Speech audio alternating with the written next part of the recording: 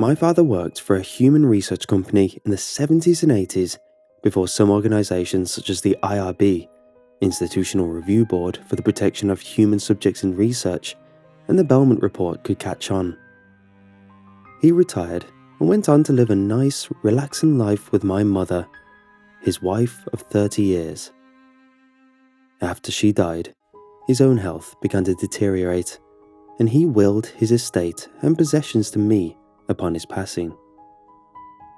This ticked off my two other siblings, but that's mostly irrelevant because I intend to sell the house, property, and most of the items left to me and divide the money between us all. I guess that's why everything was left to me instead of split. I'm the responsible one. My father, Noah Foster, was an amazing man and a very caring father to all of us. I don't think I ever once questioned his love for all of us. He never talked about what he used to do, only that he did help mankind in general, and he was glad to be out of it. The retirement check each month was hefty, and he never needed to look for another source of income. His savings is enormous, and if we are careful, we probably won't have to work again if we don't want to. But that's not why I'm here.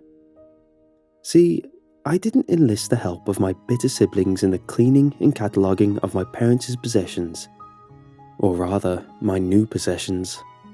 So, when I found the box, I was alone. My father kept all his work-related things in the basement, which was always locked. One of those things willed to me was a keyring with 3 keys. The brass key unlocked the basement door, and the silver key unlocked a large, floor-to-ceiling safe in the basement. That's where I found the boxes. Inside the safe were boxes of various dates and scribbled names, mostly faded, and some eaten by time to the point where it and its contents are little more than dust and decay. Some of the boxes I haven't opened yet. I'm honestly afraid of what I'll find. Their labels are obscure, and after reading what I found in the first box, I don't know if I'll dig any deeper. Let me share with you what I've discovered. The box itself is cardboard and heavy. It's bound in thick tape, and I wasn't worried the bottom would fall out, as it had some sort of hard plastic wrapped around the base. It looked very commercial. The lid had a faded yellow tape with black bold letters and the words, "Sensitive documents. Tampering with a seal without authorization is a criminal act." In marker on top were the words, "Human Detachment Project." I cut the seal. These boxes were easily 30 plus years old, and they legally belonged to me. The contents from the top to bottom were as such. 4 folders filled with scientific notes and some photographs of a family, not mine. A metallic box 4 inches wide and 5 inches tall that I'm so far unable to open. A relatively new-looking voice recorder. This one was most odd, as it seems far more advanced than anything in this box should be. And last, at the very bottom, a record inside of a sleeve. No title or label. Now, I'm going to relay everything notable I've read and heard. Maybe it'll help me understand what my father was working on, or why. Most of these names have been redacted, my father's including. I'm guessing so. I don't know if these are his notes or someone else's. The notes. July 3rd, 1973. Redacted, compiling the incentive for the Human Detachment Project. In 3 years, CERN will publicly announce the completion of their Super Proton Synchrotron. The project was truly finished 4 days ago, and testing has already begun. After the failure of Apollo 13 and the subsequent lack of information yielded from Apollo 14, the administration has given the green light to the Daphne program which will bypass the exploration portion and move straight to Redacted on the moon's surface. These works double as isolation research and the test of space on the human psyche. Next note. Henry Tajfel has published his notes on the minimal group paradigm, developing the basis idea for the Human Detachment Project. Next. Redacted has been discovered in the Kola superdeep borehole. All proof of Redacted has been removed and thus has confirmed that humans/human-like can survive isolated for an unknown amount of time, as Redacted were oblivious to existence of life outside of the cavern. This concludes the incentive for the Human Detachment Project. That page was the first inside the top folder. The rest of the notes were newspaper clippings and typed/handwritten notes about those events, as well as other notable things around that time, each one touching on this Human Detachment Project. The second folder contained a picture of a family of 4. There were no names on the photograph, but the next page had information. September 28th, 1973. Most of the name had been redacted, except Stir. I believe this folder, or at least these notes, were written or compiled by my father, Noah Foster. Compiling notes for the Human Detachment subjects. George Polk, 38, male. No history of mental illness or underlying health issues. Mary Polk, 36, female. No history of mental illness, prone to migraines. William Polk, 12. No history of mental illness or underlying health issues. Deborah Polk, 5, female. Underdeveloped mental capacity due to age. Ineligible for testing. Removed. Subject family offered the sum of $50,000 upon completion of the trials. Subject family agreed in the understanding that Deborah Polk be put under the care of outside family. The next item is a missing person poster dated October 10th, 1973. Deborah Polk, age 5, missing from grandmother's care since late September. The rest of the folder contained detailed medical records of each member of the family, apart from Deborah. The third folder is dated December 1974.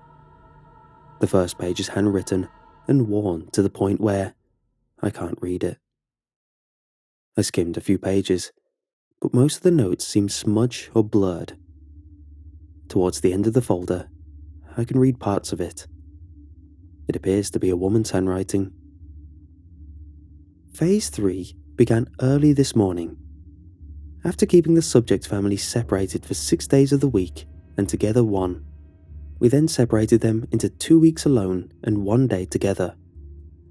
Phase 3 consists of 1 month in isolation, followed by 1 hour of forced community time. This will continue until the final phase in 6 months. The remainder of the notes are observations of the 3 subjects. Inside the last folder are things I would have never believed people could do to another person. I almost don't want to share this in the event that it could harm my father's reputation, but I fully believe my father was not involved in the actual testing. I'm hoping to God the partial redacting on the previous folder was his part in the initial screening only. The first page of the folder is a printed email. July 5th, 1976. Charles Lynn, compiling summary of the Human Detachment Project. The project officially ended 2 days ago after it was forgotten for several months/years longer than it should have continued. The initial grant was for 1 year of human isolation in singular peoples only. The use of children and families were never approved. The following are excerpts from the various sources inside the Human Detachment Project. It has been deemed a success by some and a massive failure by others. My supervisor, redacted, believes that this information can help thousands, although I personally fail to see how it could benefit anyone, as the methods were little more than torture, and the executors of the project have since been reprimanded. I will be taking a copy of my report to the head office in hopes of finding Deborah Polk. Next note. After extreme isolation, followed by increasingly limited community time, the father has attempted to kill subject's son on 5 separate occasions, each one with more extreme violent outbursts. Subject's mother attempted to lobotomize herself on 2 different ways, which resulted in the now constant restraint of her hands. Subject's son's mental health saw the fastest decline as he began to develop extreme split personality disorder. Next note. Subject's family was introduced to a looped recording of prayers spoken in Latin after the urging of Dr. Geddings. I believe this was more of a personal experiment than a necessary addition. Next note. Subject's son has now begun speaking fluently in Latin, even words that are not on the looped recording that has been played for 17 weeks straight. Subject's mother was found dead in a room.